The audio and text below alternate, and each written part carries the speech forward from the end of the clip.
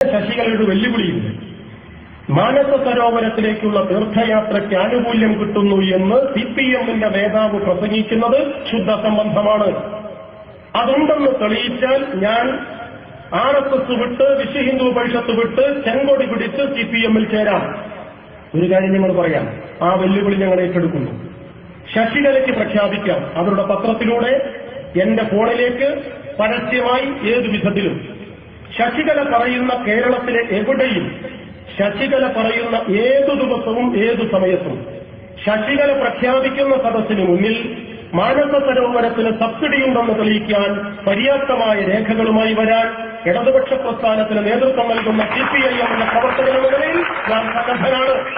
അത് തെളിയിച്ചാൽ ചെങ്കൊടി പിടിക്കേണ്ട. എന്താ കാരണമെന്നറിയോ? എണ്ണിയാലൊടുങ്ങാത്ത സമരഭൂമികളിൽ ചോര കൊണ്ട് മുക്കിയെടുത്ത ഈ ചെങ്കൊടി സഖാക്കളുടെ ആത്മബോധത്തിന്റെ അടയാളമാണ്.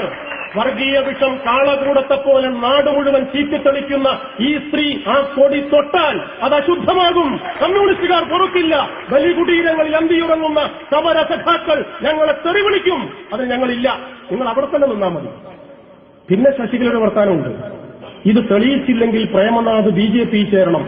ഞെളിയമ്പറമ്പിന്റെ ഒത്ത നടുക്ക് 10 സെന്റ് സ്ഥലം കിട്ടിയാൽ ആരെങ്കിലും പോരണ്ടാക്കുവോ? ഇവിടെ ഏതൊരു ഗോപാലകൃഷ്ണനോ ഒരു ഉളുപ്പുമാനില്ലാച്ചിട്ട് പോട്ടെ. RSSലേക്ക് ഇപ്പൊ ചേര്. അതുകൊണ്ട് ഞാൻ വിശദീകരിക്കുന്നില്ല. ഞാൻ BJPയിലും ചേരണ്ട, ശശികല CPM ആവണ്ട. ഈ സത്യം തെളിയിച്ചാൽ മതി. അതേറ്റെടുക്കാൻ ഞങ്ങൾ തയ്യാറാണ്. ഞാൻ വിശദീകരിക്കുന്നില്ല പ്രിയപ്പെട്ടവരെ.